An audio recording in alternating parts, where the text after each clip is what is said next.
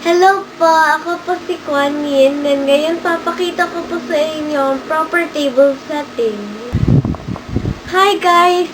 Una, lagyan ng placemat. Pangalawa, lagyan ng plato. Tapos, ilagay sa gilid ang table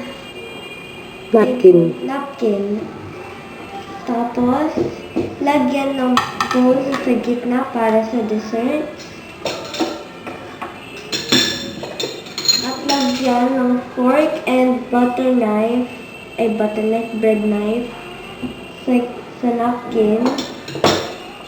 At lagyan ng platito sa dito. Lagyan ng cup dito.